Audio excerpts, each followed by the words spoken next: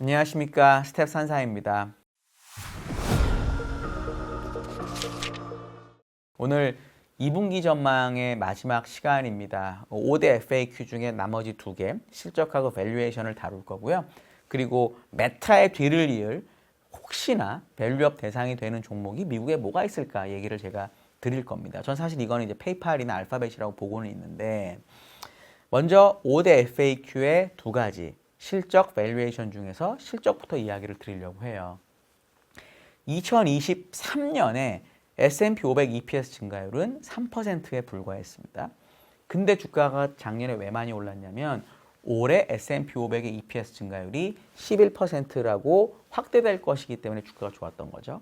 지금 내년 EPS 성장률의 컨센이 어떻게 되냐면 14%입니다. 그러니까 EPS 성장률 자체의 모멘텀이 내년에도 강화된다라고 사람들이 보고 있기 때문에 주가가 강한 것이죠. 저희가 유동성이나 이런 부분 때문에 2분기의 주가를 좀 특히 4월, 5월에 흔들린다고 보지만 하반기의 지수를 높게 보는 사실 가장 큰 근거이기도 합니다. 내년 EPS를 사람들이 볼 거기 때문에. 결국 이런 식의 실적 모멘텀이 있을 거라고 컨센이 보고 있고, 만약 내년 EPS 성장률이 여기서 꺾이거나 하면은 주가 향방이 완전히 바뀌겠죠. 그래서 요거를 유심히 보셔야 되고, 제가 지난 시간에 쏠림에 대해서 얘기하면서 뭐 지역, 업종, 뭐 스타일 쭉 얘기했었는데 AI에 대한 쏠림이 조금 완화될 수 있다는 근거를 저도 실적에서 하나 찾아봤습니다. 뭐가 있냐면 이 엔비디아 실적 먼저 보셔야 되는데, 엔비디아 정말 훌륭한 회사죠. 장기적으로 뭐 너무너무 좋을 겁니다. 그건 당연한 건데 조금만 한 6개월, 12개월로 조금만 줄여서 보면 이런 현상이 있을 수 있습니다. 엔비디아가 작년 5월에 실적 발표할 때부터 실적을 제대로 좀 많이 내기 시작을 했어요. 그래서 요번에 작년 11월부터 1월까지의 실적을 2월에 발표할 때 EPS 성장률이 400%가 넘었고요. 그다음에 2월에서 4월 실적을 5월에 발표하겠죠. 이것도 좀 떨어지긴 하지만 거의 400%대가 유지가 됩니다.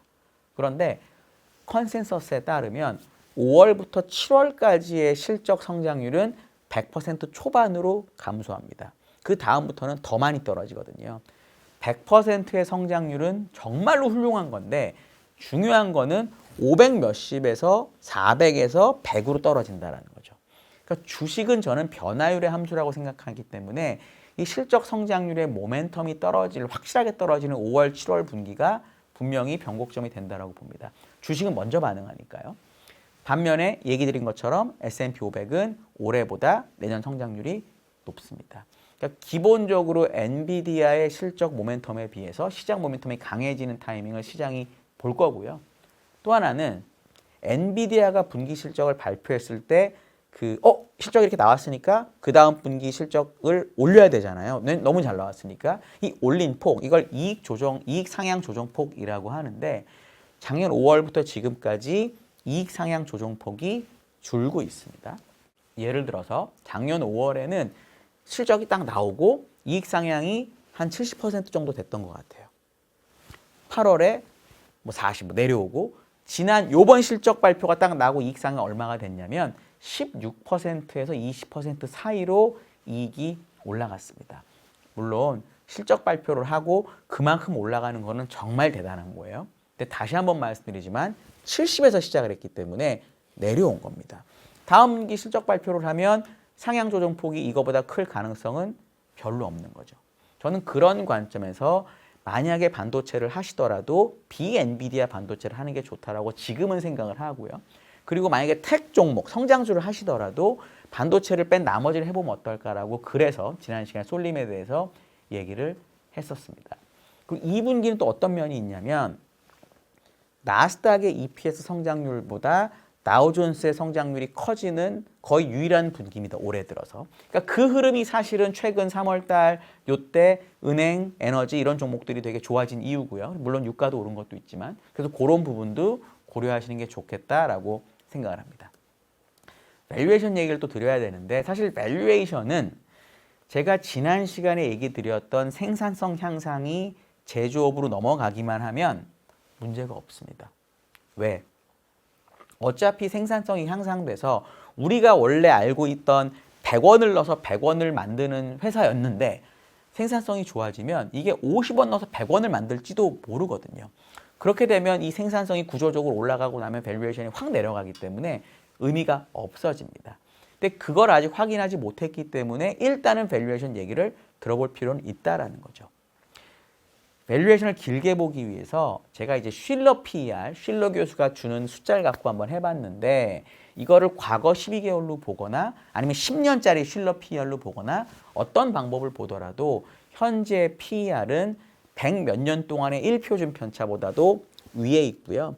역사적 고점하고 비교해 보더라도 IT 버블 시기 다음으로 지금 높은 PER의 거래가 되고 있습니다. EPS 성장률도 그때만큼 좋긴 한데 이 10년짜리 EPS를 비교하는 쉴러 EPS 그로스를 보면은 55%를 정점으로 약간 내려가고 있기도 하거든요. 그러니까 여기서 제일 중요한 포인트는 밸류에이션이 비싼 거는 매우 맞다. 근데 비싸긴 하지만 IT 버블 때보다는 많이 낮다. 근데 IT 버블 때는 어땠었냐? 95년부터 2000년까지 생산성이 엄청나게 좋아졌다. 인터넷 혁명으로 인해서.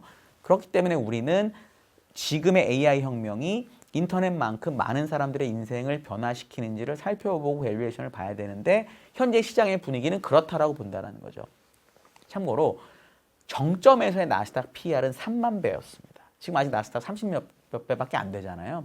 그러니까 결국은 밸류에이션 자체 레벨보다는 단기적으로 조정을 받을 빌미로 밸류에이션을 쓰는 거고요.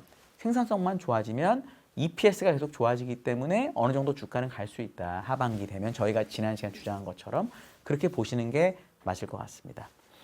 리포트를 보시면 저희 계좌 있으시면 다 볼 수 있는데요. 보시면 제가 PER, DCF 이런 걸로 나스닥, 다우존스, S&P를 제가 다 계산해 놨거든요. 그거 한번 보시면 특히 이게 어떻게 숫자 나왔는지 보시기에 가장 좋을 듯 합니다.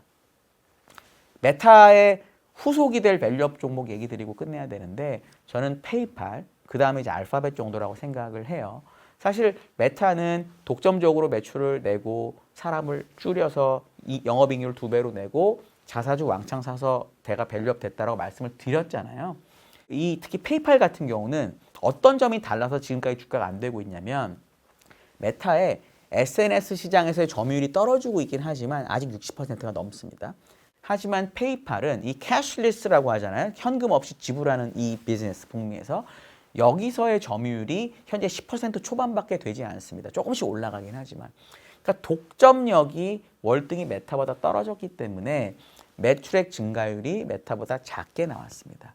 그러니까 투자자들이 보기에는 얘는 뭔가 신사업이 있거나 아니면 정말 이익이 왕창 나거나 뭐 이렇게 되지 않으면 어렵겠다라고 생각을 한다는 거죠. 메타가 PER이 12배에서 30배가 될 동안 얘는 계속 PER이 빠지면서 10배 초반까지 내려와 있습니다.